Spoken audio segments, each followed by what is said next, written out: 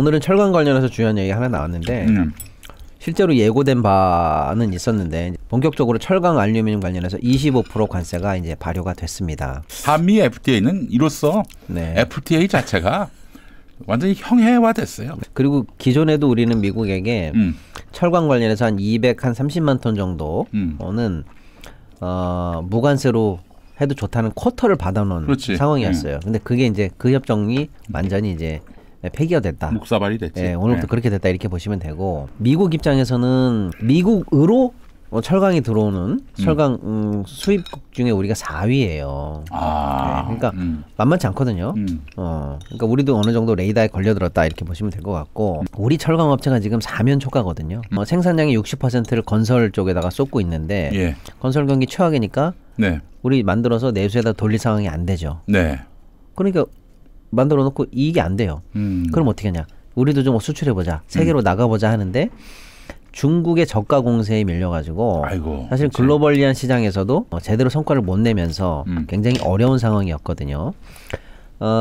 이런 상황에서 이제 미국 시장에서 추가적으로 관세 폭탄을 맞는다라는 것은 안 그래도 안 좋은 철강업계에 추가적으로 굉장히 먹구름을 들여온 소식이다라고 할 수 있는데 이것도 일파만파의 영향이 있을 수 있습니다. 뭐냐면 미국에 수출하고 있는 다양한 여러 수출품들도 반도체, 자동차 등 예.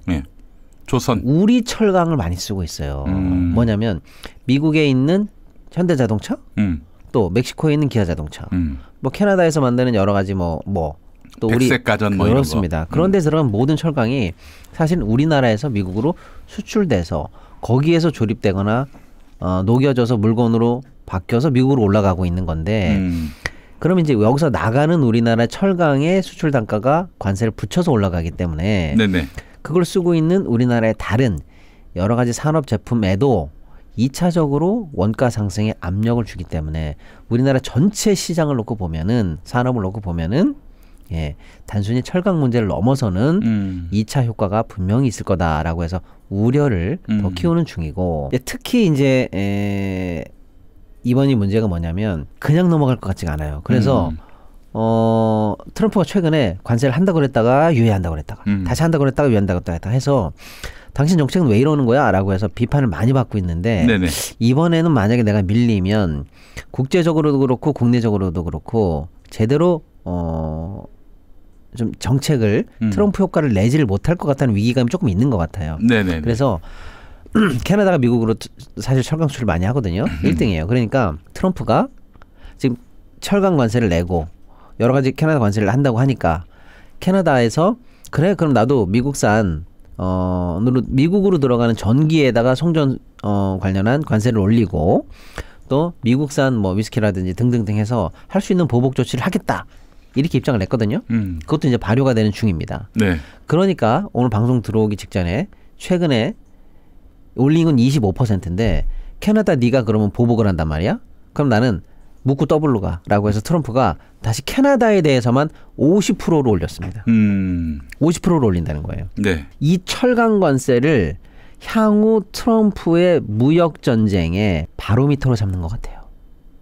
여기서 밀리면 앞으로 뭐 반도체니 뭐니 해줘야지 뭐. 이런 걸 세게 국제적으로 부딪힐 때 협상력이 떨어질 수가 있다. 이거 내가 욕 먹더라도 아니면 어떤 대가가 있더라도 관철해가지고 야 트럼프가 뭔가 한다 그러면 하는구나라고 해서 소위 말하는 제 또라이야라고 하는 매드맨 팔러시 광인 전략 이거를 이 관철해내지 않으면 안 된다라고 생각하는 바로미터로 잡는 것 같아요.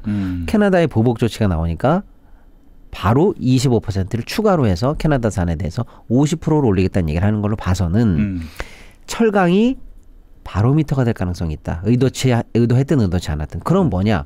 우리 철강 업계나 철강 관련한 2차 산업군 입장에서는 우리만 봐줘요 라고 하기가 만만치 않은 상황으로 돌아갈 가능성이 더 크다는 거예요.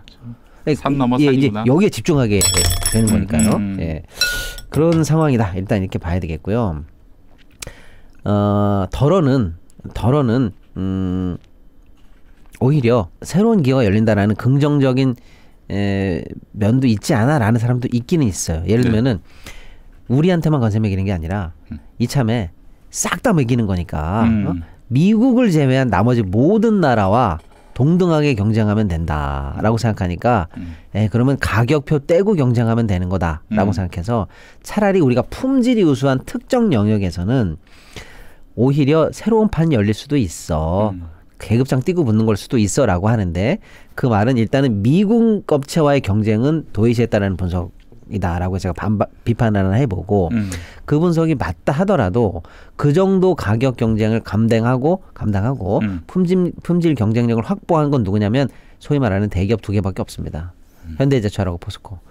얘네들이 직접 수출하는 물량 빼고 네. 이걸 받아서 가공해서 재수출하는 수많은 중소기업들이 있습니다. 네, 네. 철강 관련해서요. 예. 쉽게 말하면 포스코가 만든 그 강판을 다시 쪼개고 제품에 바로 적용하기 좋게 만드는 2차 가공하는 수많은 중소기업 업체들이 있는데요. 그런 데가 있지. 예, 여기한테는 말도 안 되는 분석입니다. 그러니까 대기업 일면 또 일종의 품질을 확보한 그런 제품들에 대해서는 무차별하게 전 세계 모두 다 25%씩 먹은 거니까 우리도 가능할 수 있어라는 분석이 일부 타당하다 하더라도 전체적으로 보면은 그럴 상황은 아닌 것 같다.